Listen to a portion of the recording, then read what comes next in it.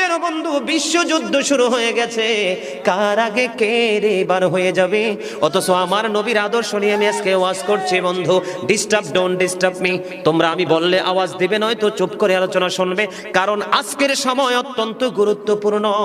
কারণ আমি যদি 5 মিনিট সময় পাই একটা হাদিস শোনাতে পারবো।